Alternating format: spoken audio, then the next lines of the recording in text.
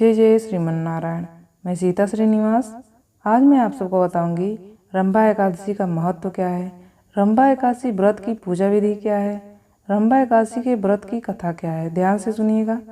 पौराणिक मान्यताओं के अनुसार जो कोई स्त्री व पुरुष कार्तिक मास में आने वाली रंभा एकादशी का व्रत पूर्ण विधिवत ढंग से करते हैं और सच्चे मनोभाव से भगवान विष्णु जी और लक्ष्मी माता जी की पूजा करते हैं तो उन्हें सभी पापों से छुटकारा मिल जाता है और इस धरती पर सुखी पूर्वक अपना जीवन व्यतीत करता है तथा मरने के पश्चात उसे भगवान की श्री चरण कमलों में स्थान प्राप्त होता है। अब मैं आपको बताने जा रही हूँ रंभा एकादशी व्रत की पूजा विधि क्या है। ध्यान से सुनिएगा। रंभा एकादशी के व्रत रखने वाले सभी प्रातःकाल ब्रह्म मुहूर्त में उठकर स्नान आदि से मुक्त होकर साफ वस्त्र धारण करें। इसके बाद सूर्य को अर्घ्य दें और तुलसी के वृक्ष को अर्घ्य दें। कार्तिक मास में तुलसी का विशेष महत्व रहता है। इसके बाद एक चौकी पर भगवान विष्णु जी की प्रतिमा रखें और उस पर धूप दीप मौली रौली चावल पुष्प नैवेद्य आदि से भगवान विष्णु की पूजा करें। इसके बाद अपने दोनों हाथों को जोड़कर रंभा एकादशी व्रत की कथा पढ़ें और आरती करें।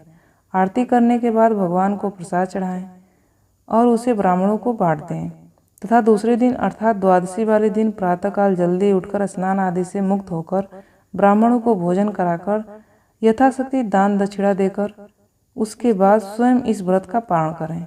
अब मैं आपको बताने जा रही हूँ रंभा एकादशी की व्रत कथा क्या है। ध्यान से सुनिएगा। प्राचीन काल की बात है।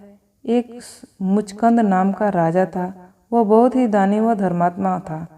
धर्मात्मा होने के कारण राज्य की प्रजा उसे अपना भगवान मानती थी। वह राजा प्रति महीने एकादशियों का व्रत करता, पूरे विधि विधान से व्रत करता। अपने राजा को इस तरह प्रत्येक एकादशी का व्रत करते देख वहाँ की प्रजा भी सभी एकादशियों का व्रत करने लगी।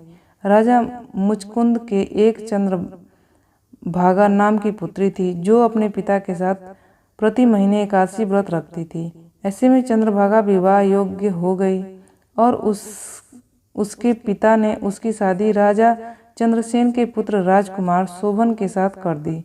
शोभन ज्यादातर समय अपने ससुर मुचकंद के साथ ही व्यतीत करता था और वह भी धीरे धीरे सभी एकादशियों का व्रत रखना प्रारंभ कर दिया।